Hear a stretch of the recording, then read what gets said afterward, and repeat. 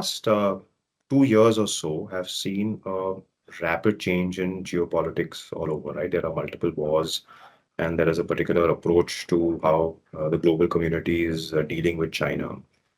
What we've seen, and at least through the COVID period, we saw a little bit of green shoots of that taking place, is where the supply chains were moving to make India a bigger manufacturing space.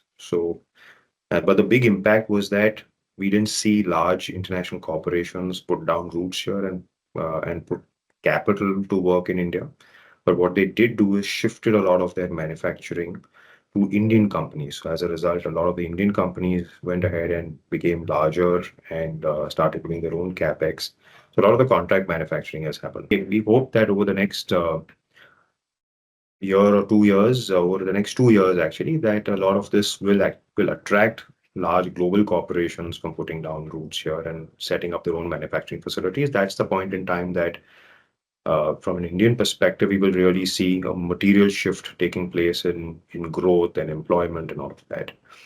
Linked to that will also be a return to Indian return of private capital to investing back in India, therefore defining a lot more of the growth story. So what we've seen again in the last 2 years, foreign capital, at least on the listed space, has been exiting, replaced by Indian domestic capital, and private capital on the private run by private equity. That's still gone ahead and made some investments, though they have been muted. We expect that to return as India becomes more relevant in the global supply chain.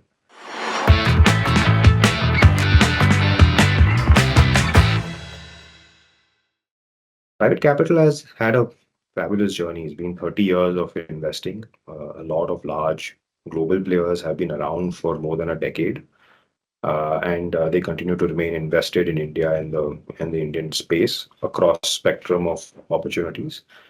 We've got all the asset classes that are now covered by international investors. What we're seeing over the last few years is a lot of the Indian funds, which had mushroomed over the years, they've also become much larger. So now, till some time ago, Indian funds only did venture capital and small ticket growth investments, but now a lot of the Indian funds have become large enough to do buyout investments. So we expect to see a lot more of the global players now competing with Indian players for buyout situations. We expect to see a lot more of them competing for growth and early stage investments. So this will become a lot more dynamic. There'll be a lot more scramble for good assets. India has always had the problem of having a lot more capital chasing fewer deals. Now the large funds have become larger, and there are smaller funds which go after early stage. So we don't expect the problem to go away. So they'll still have a lot more money chasing fewer deals, but the quality of companies being chased will keep improving. And we think that many of the Indian funds and Indian fund managers will become larger, and this sort of will create a healthy mix between international private equity, which is allocating capital to India, as well as Indian private equity, which is really Indian sourced capital, which is then competing in the same space. What that will do, hopefully, is make it more exciting for the private equity community as a whole, make it more exciting for startups, for new entrepreneurs, to try and get sharper. But what's also happened after 2021 is that everybody's got a lot more focus on profitability, earnings, granularity. A lot more focus is coming back into governance. ESG will remain a theme. So we think that hopefully in the next 4 to 5 years, we will see private equity actually being able to drive some of the quality in companies that we always hoped that they would. There was a little bit of a blip in the middle, but we expect that to catch up and do much better in the next few years.